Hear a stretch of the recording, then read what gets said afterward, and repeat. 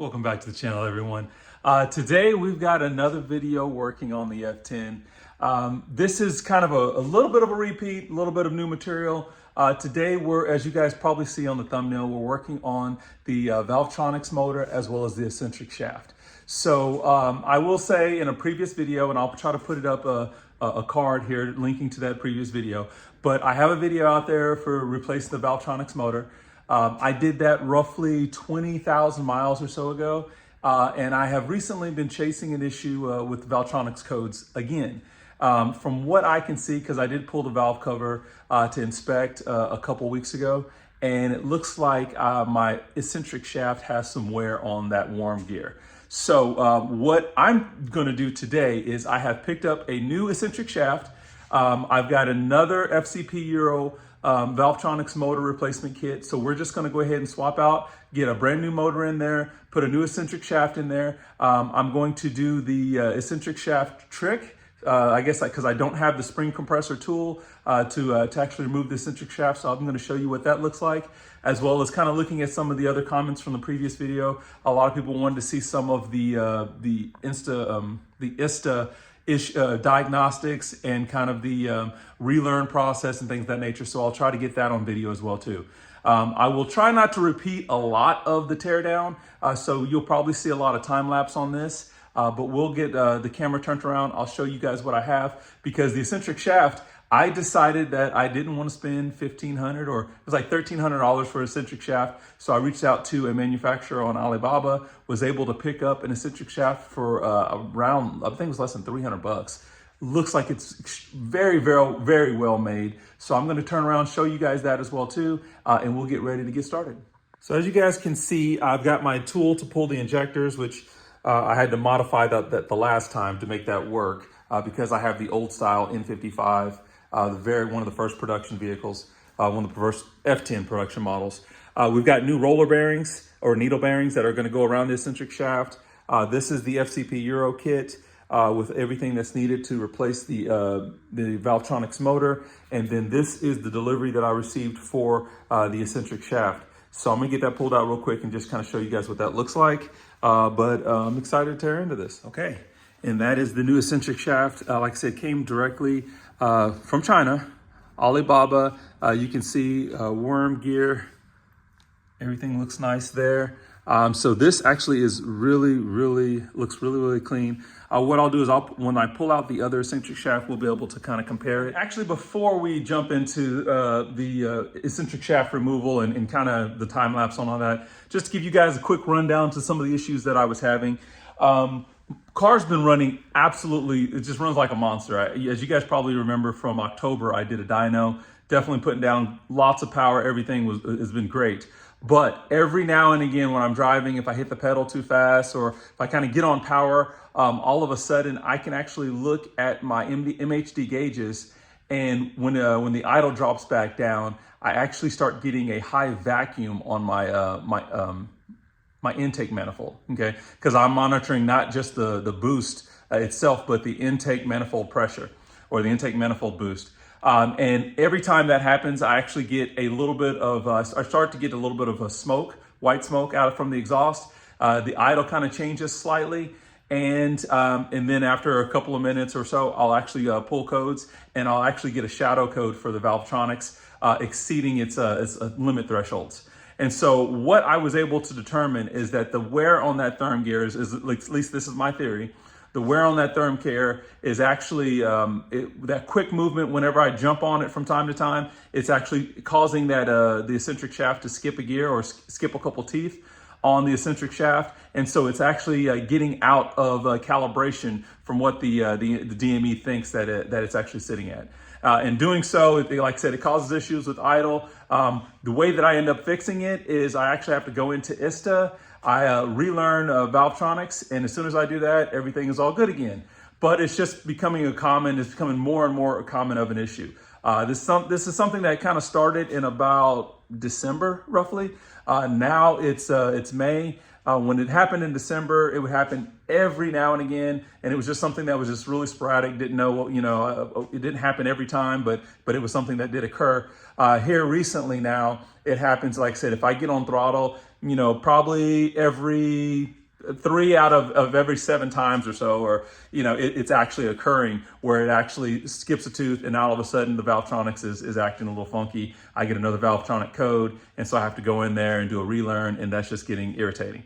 Not only that, but I did just pull the trigger 2 days ago on the new Franken F55 Turbo. So I just picked up the only one that they have in stock. It was actually, I think it was the one that came in for the group to actually inspect and see how everything looked on it. So that is going to be on its way, I think, next week, as well as the new fogger kit from Franken Turbo as well too. So we've got some big upgrades coming, and so I want to make sure that we get this Valvetronics lined out properly. So I'm going to turn the camera around again, and we will show you our first steps on getting this started. Okay, so now, of course, gotta love that B58 conversion. Looks awesome. Our new oil filter housing cap looks awesome as well too. Really excited about that. So the first thing that I'm going to do is, and I almost forgot about this, anytime we actually start working with, and of course, any of our electronics, unplugging things, we want to disconnect the battery. Okay. Before I do that, I'm going to actually pull the fuse for the fuel pump, start the car multiple times to try to see if I can get as much as I can as that fuel pressure out of the system, because as you guys know, we do have to actually remove our fuel lines, and we want to try to keep that from being messy if we can. So that's going to be our first step. Then I will start the disassembly. Of course, you've got to remove all of your ignition coils, all of the connections, all of the lines and whatnot. We're going to basically disconnect all these items, take those coils out, move all of that over. We can just kind of move all those cables over on top of the intake manifold. That'll give us access to the valve cover, and then we can start removing the bolts on the valve cover to get that popped off. I won't go through that. That might just be a time lapse. But, and then of course, got to remove some of our strut bars and things like that, which I had planned on doing that anyway, because these are actually going to get refinished. So we'll get started now. For those that don't know, fuel pump, low pressure fuel pump is the fuse right there. Actually, I've already got mine pulled. It should be a 20 amp fuse.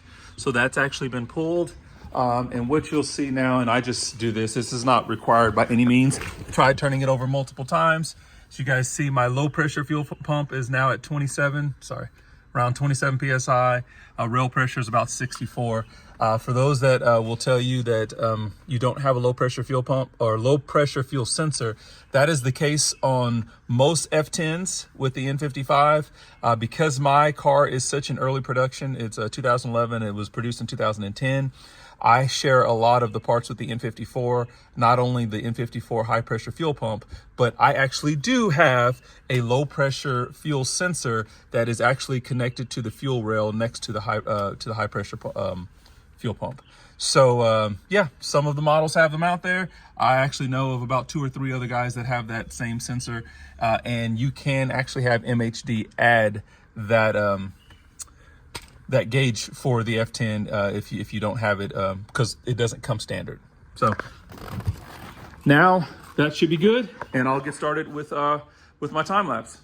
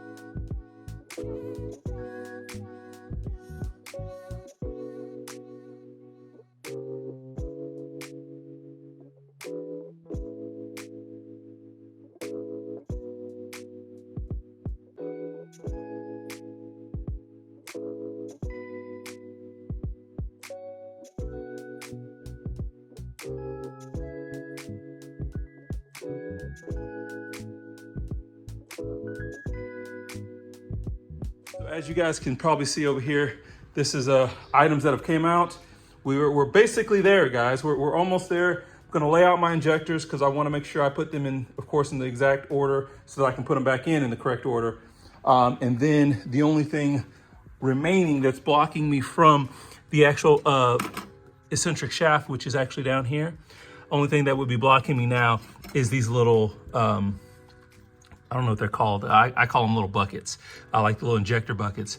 And so there, I will actually, once I'm able to get these injectors out, which I'll slide one out now. And you do want to be very, very careful. These you want to make sure come directly out straight, because you don't want to oval your cylinder head there.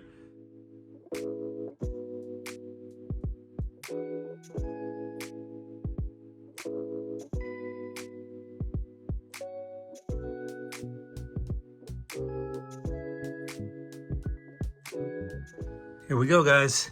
So as you guys can see, got all those buckets out. Now I'm going to take this bolt off of our oil little squirter that actually squirts here on the gear. Get that removed, and then once we'll do that, then I'm actually probably going to have to put this in minimum position. So if you guys can see, there's a stopper right here, and there's one on the other side. I'm not sure if that's going to show. Yeah. So the shaft is actually turned to, I guess what that would be, clockwise, and right now is sitting on the stopper for maximum position. We are going to rotate it back to minimum position. From what I believe, I'll go back and double check myself just to make sure. And then once we've done that, then we'll be ready to remove that eccentric shaft. Okay, so we're gonna go ahead and remove the little oil squirter line.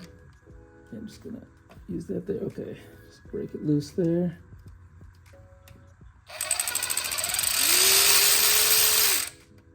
Okay. And anytime I take this out, I will probably just run my air through it or whatnot, just to make sure it's all cleaned out. But there we go, that's out. So I'm just gonna set that over there with the rest of my stuff. And yes, the next thing we actually wanna do, since this is actually already in maximum position, I'm gonna break this loose, get that removed. That should be, I believe, an 11 millimeter.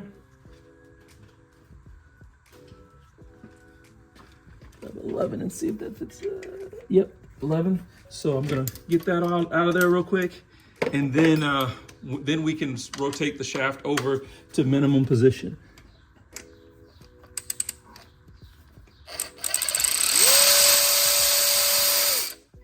There we go. That is out. That's gonna go over here with the rest of the items. And that's again just so that I don't lose this stuff. Okay, and now I've got to find my Allen key, so just a moment. Okay, so I found my Allen. It's actually a 4 millimeter Allen that you're going to use for this. And then you're going to rotate this. You're going to do this slowly because this is actually under quite a bit of tension, but it's under tension both directions. And that's just because it depends on the lobes on that eccentric shaft. So I've got just an adjustable wrench here that I'm going to use. You basically are going to get here on the end of your eccentric shaft to just try to make sure you're monitoring it and keeping it going at a steady rate. So I'm going to start rotating it by hand and just see if I can. Thing you have to be mindful of is that you don't want it to whip. So I'm trying to see if I can. So as you guys can probably see now, where my worm gear is on the motor, I've rotated it basically 180, and you can see where that stopper normally would be now standing on top of the stopper that we removed. So that's where I need to get this. I'm actually going to take it even further because you actually want to back it off of the motor altogether so that you can get your bolts in there and remove that motor. So that's what I'm going to keep doing now.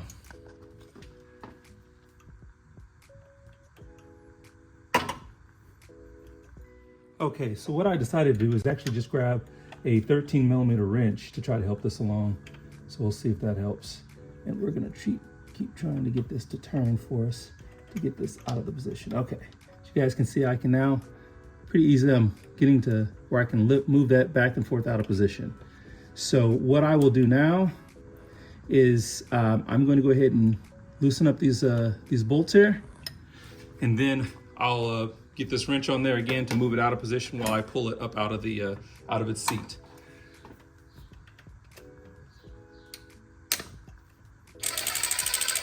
And I know I should probably have gloves on, but I don't. So now I can remove my Allen key because that's just kind of set in place right now.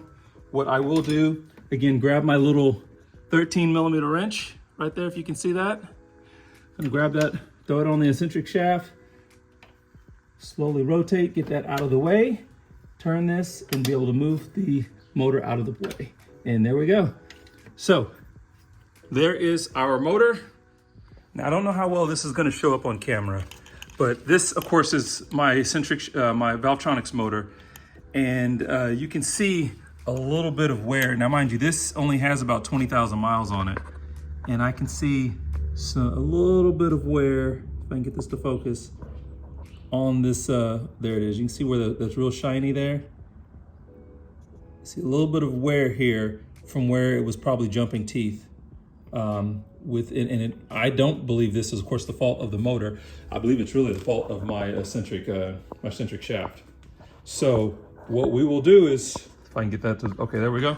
Now, since that is out of the way, we have our shaft in here, and it's actually able to move pretty freely. I mean, it's still under tension, depending on which direction we're going to move it, but we'll be able to get a good look at it once we get it removed. So now, the way that this works, to get this backed out without using the tool, is we are going to get on these bolts here, and we're going to loosen these slightly, each one a little, like a kind of couple turns or maybe one turn at a time, and have this slide itself out because it is under tension right now. Once we have it completely removed, then we're going to do basically the same thing and walk it back in with the new shaft, but I will start that process now. Okay guys, and I'm sure I could probably use my electric tool for this, but this is my first time attempting to replace an eccentric shaft, so I'm just going to go take it easy. I put my 30 Torx on this, and we're just basically going to break these loose. My first step is actually to break them all loose. So what I'm going to do is I'm going to start the ones in the middle, and we're just going to break them loose, and then we'll kind of go from there here.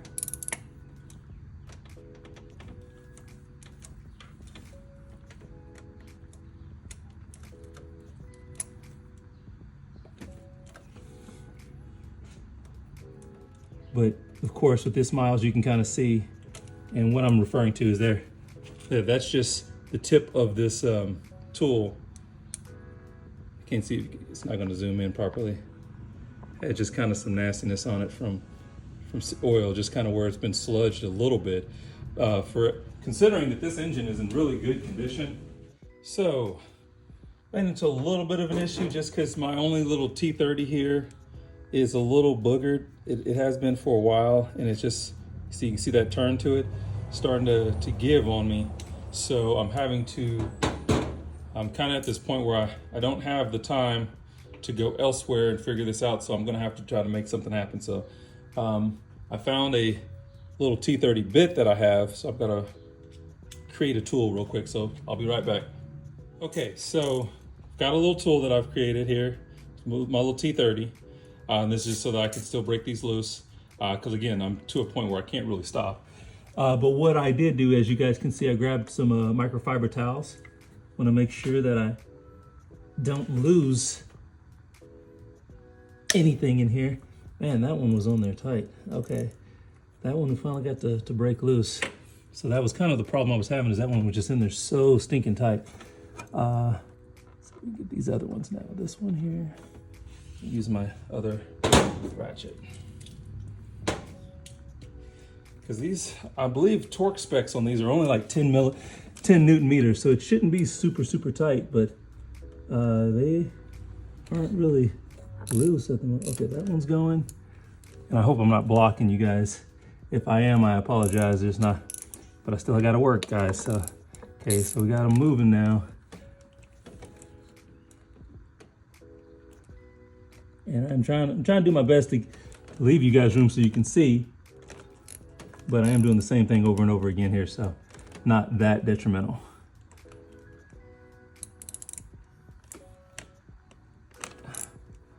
Okay, so we have all of these moving now, okay? And we're gonna keep working these through, just a little bit by a little bit, backing them out. I'm gonna first kind of, sure this one's moving 100%.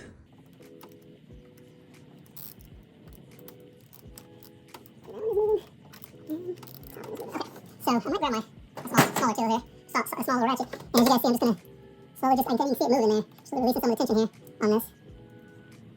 a little bit at a time. And it's probably not picking up that well on camera, but as I'm doing this, I can see the entire shaft adjust a little bit as I go through. That one there is kind of, again, pulling it out some. So this is a really boring part of the video. I am going to keep working on it, and then I'll be back with you guys here in just a moment.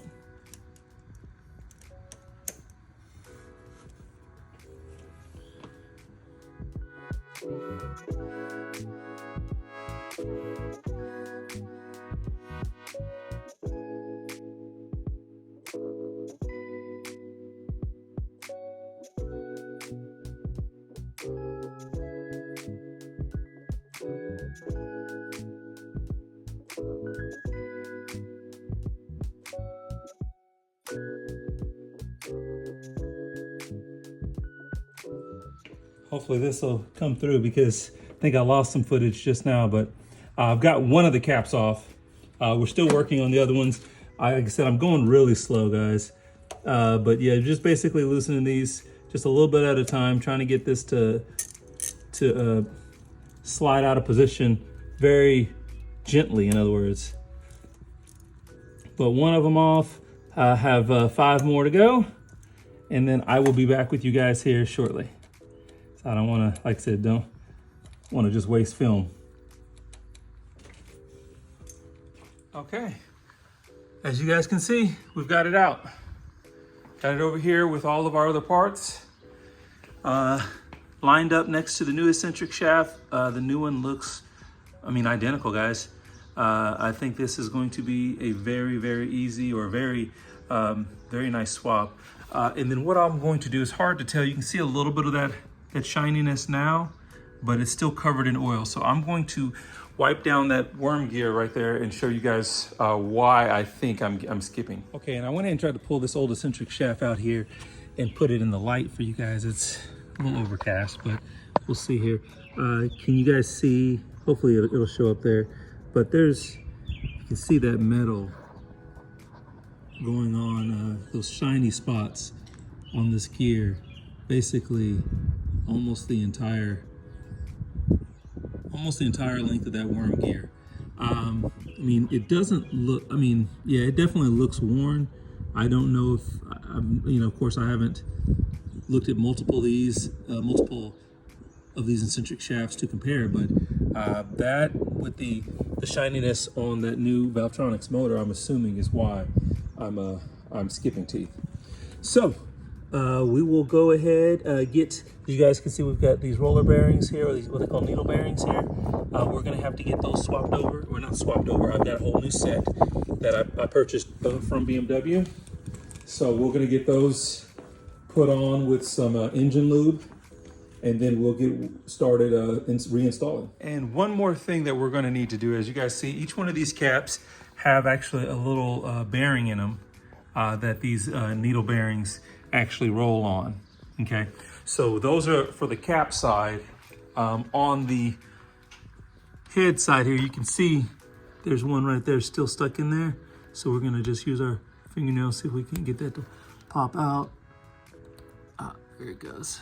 Okay, so there's one.